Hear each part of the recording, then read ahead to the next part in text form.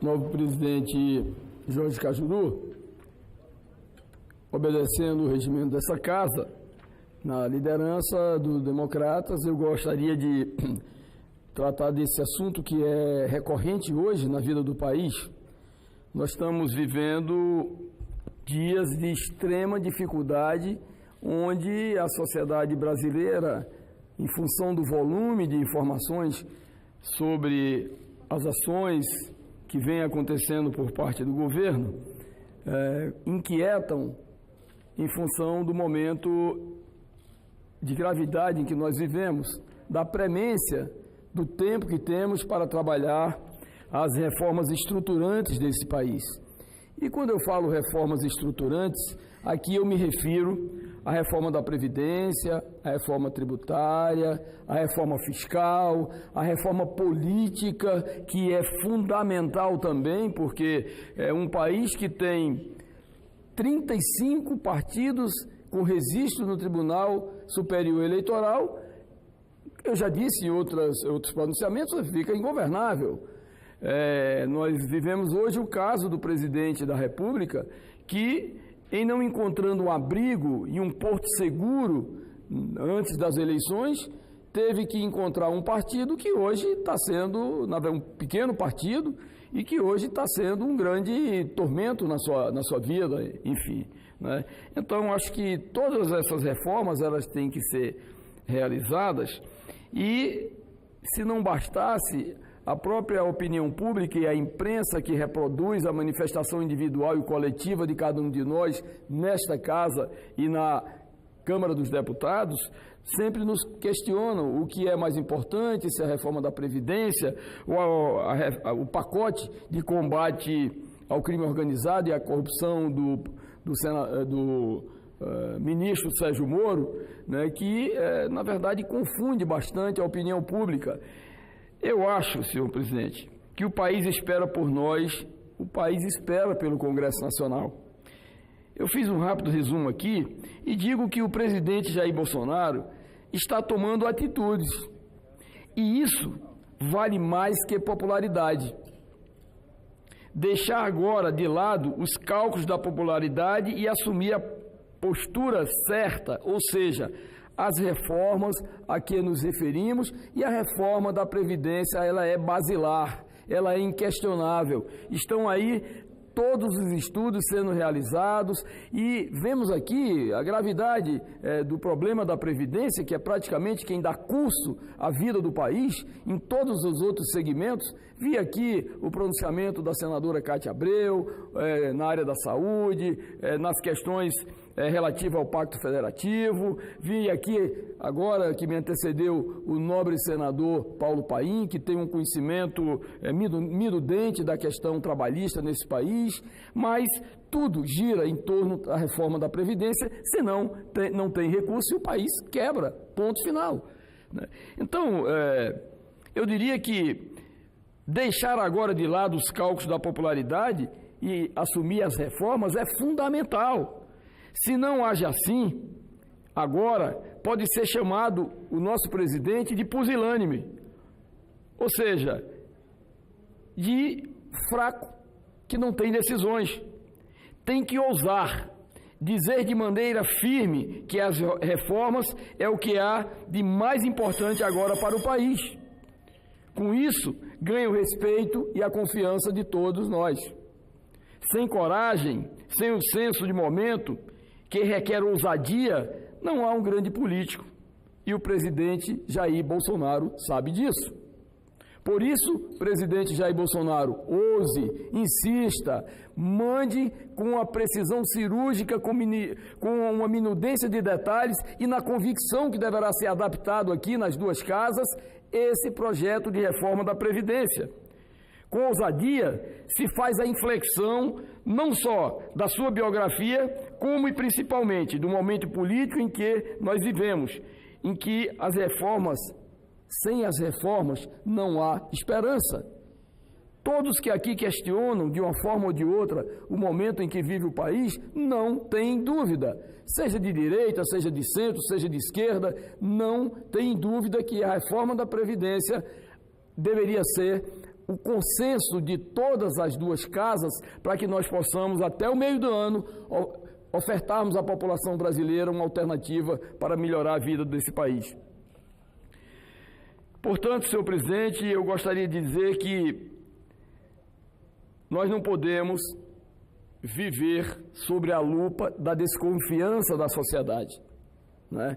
E, infelizmente, passados menos de 30 dias do início dessa legislatura, que vai ser uma legislatura importantíssima para a vida desse país, e aqui já me referi em relação a todas as reformas que estão aí alinhadas, que são necessárias, que são fundamentais para a vida do nosso país, eu gostaria de dizer que eu me alinho àqueles patriotas que entendem o momento em que vivemos, em que vive o nosso país, e na convicção de que vai haver unidade no essencial, ou seja, o consenso para que nós possamos votar definitivamente essa reforma da Previdência e, por consequência, as demais reformas que são importantes na vida do país.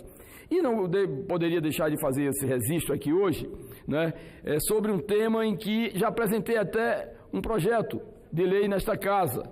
Já entrou na nossa área de comunicação, já foi divulgado, mas de qualquer forma não tinha feito esse registro.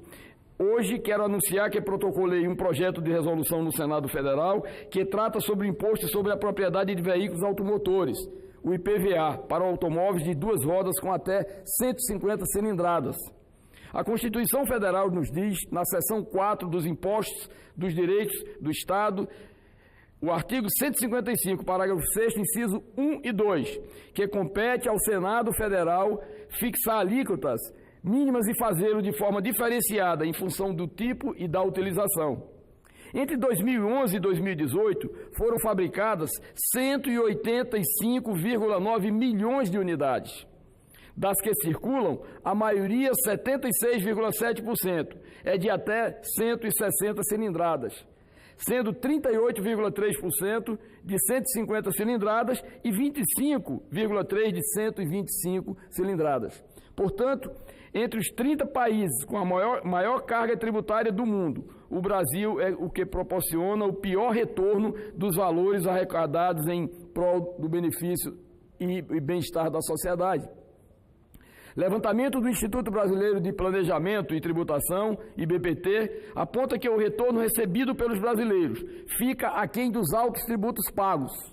Já dizia Benjamin Franklin, nada é mais certo neste mundo do que a morte e os impostos. Já dizia Benjamin Franklin com toda a sua sabedoria, que nada é mais certo no mundo do que a morte e os impostos.